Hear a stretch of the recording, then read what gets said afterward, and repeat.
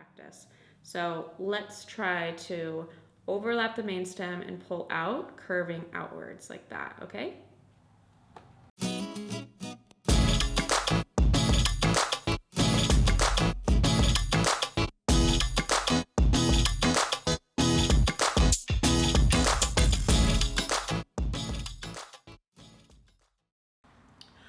All right, so now that we've got the stem part out of the way, we can make stems like champs now, I'm sure. Remember, S curves, in my opinion, don't look super natural in a loose style floral watercolor. Stick to C curves, so you're only arching one time. Pivot from your elbow and a steady forearm and wrist gliding across the table or the paper. Also, no eyebrows. So the next thing I'm gonna show you is more complicated. So I don't want you to get too frustrated with these leaves. A lot of people in classes I've taught, they get so excited that they're finally starting to learn how to paint leaves, but then when they actually pick up their brush and go to paint a leaf, it can be a little bit discouraging because you're watching the teacher who's done it for years, or you've seen results on other people's Instagrams and you're coveting the leaves that they can paint and just wishing your leaves would turn out like that when you've only picked up the brush and started to paint leaves like this for maybe 20 minutes or a couple days or a couple weeks or whatever it might be. So just remember, I've been painting leaves like this for 5 years more, whatever it might be. So just have patience with yourself. Don't get too discouraged. And if you need a breather, go get some coffee or some wine or whatever it might be so you can have just a little breather and take a chill pill, okay? So what these leaves though are going to teach you are some fundamental brush techniques when using a round tip brush. So what we're going to be doing with these brushes, and I talk about this a whole lot in my book, Everyday Watercolor, but what we're gonna be covering technique-wise with our round brush is compound strokes.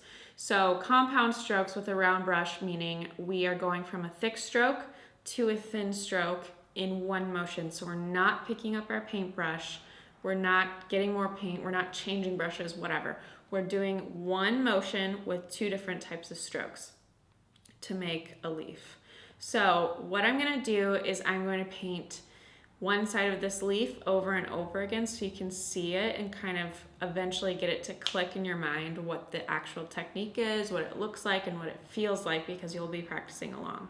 So what I'm gonna do for my actual leaf color though is I'm gonna load up with some water because I need to get paint on my brush.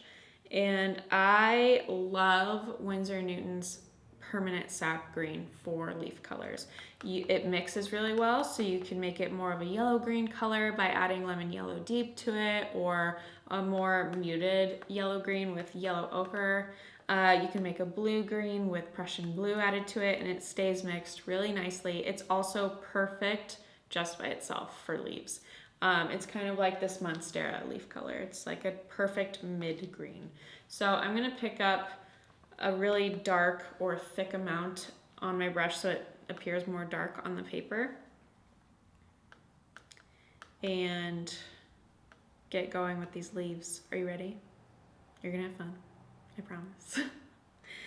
Okay, so I have a really thick amount of paint on my brush, and before I actually put paint to paper, let's talk about what we're doing. So really pay attention to this part because you are about to forget it once you pick up the paintbrush and once you put it on the paper.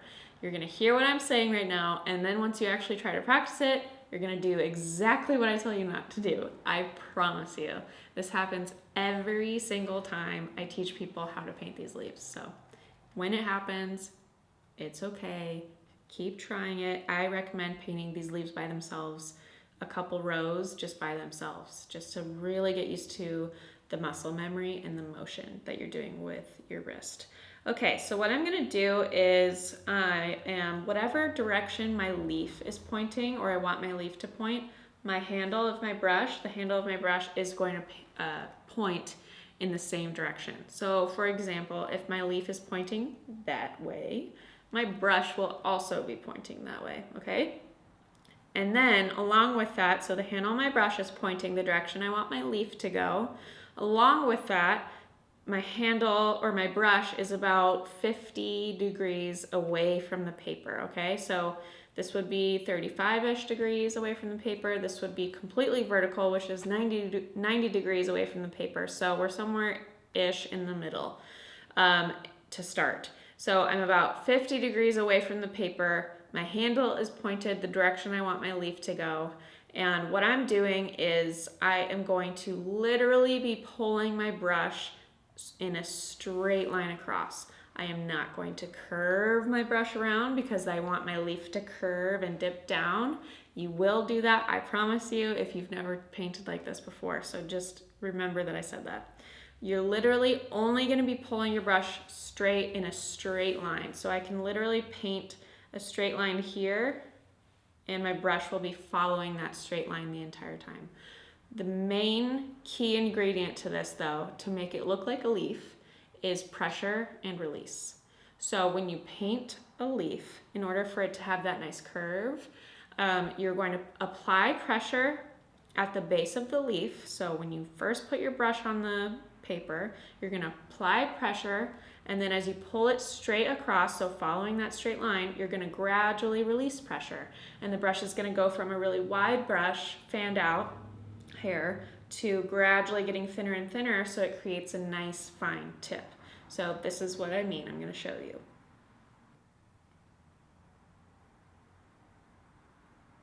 Straight line, and then the brush.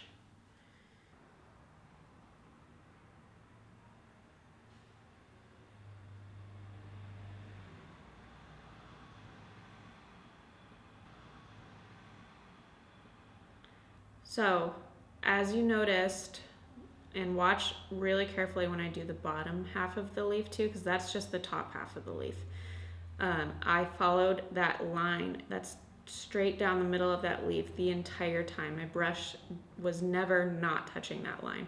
So, but at the base of the leaf, I'm starting with pressure so that my brush fans out and gets really wide, and then gradually releasing pressure so that it dips down and gives me that nice thin tip. So now I'm just going to grab a little bit of water. You can grab more paint if you want to, if your brush is feeling really dry, but I noticed my brush was feeling, or not enough paint. I noticed my brush was feeling dry, so I grabbed water. So for the bottom half of your leaf, you're going to literally start at the same spot and hug that middle line the whole time, but just dipping below. So gradually release that pressure and meet that tip.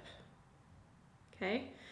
One thing that I notice a lot of people do when they're first starting to paint like this is they go way too quickly. So they will pressure, release, and flick.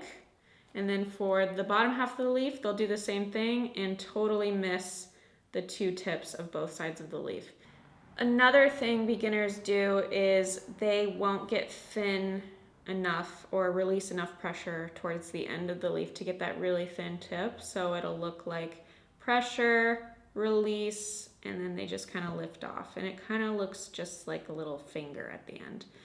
Whereas if you were to just drag it out a little bit more and put your brush straight up like this, you could get a really thin tip. So essentially, I'll show you again how to do it. But essentially what you're doing is you're starting at that 50-degree angle and gradually applying pressure, as much pressure as you can. And you see how my brush goes at a complete 90-degree angle. And then I'm gradually releasing that pressure so my brush gets thinner and thinner until I get really thin with it. And then same thing for the bottom. Start at the same spot and end at the same spot. If you're getting this like butt or fish mouth looking thing here, you just need to remember to start at the same spot and then curve, and then you get rid of that. So that's another thing that you'll see if you're just starting to paint like this. Okay, so I know that was overwhelming and that may seem discouraging. If you've started painting a few leaves, don't get too discouraged. Remember, it takes practice. If you scroll really far back on my Instagram, like take some time because I post a lot, but 4 or 5 years ago on my Instagram, you'll see some really crappy floral watercolor and some really crappy leaves. So stay encouraged and keep practicing. I always encourage my students to do these leaves over and over again so you really develop that muscle memory. So practice a couple rows of just those leaves by themselves and replay that little bit in this video so you can really watch that technique and watch how the brush opens and then closes slowly and where my hand is, where the brush is, etc. because that will really help you visually just watching how it's done. So now that we kind of have established the whole technique for stems and the technique for leaves, for these leaves in particular, we're gonna build that. We're gonna build from that and actually put it together, start mixing up different colors for different types of leaves. And I'm gonna show you how just a couple tweaks here and there in your brush strokes will make the leaf look differently and achieve different leaves like tulip leaves and silver dollar eucalyptus, etc. So let's get started.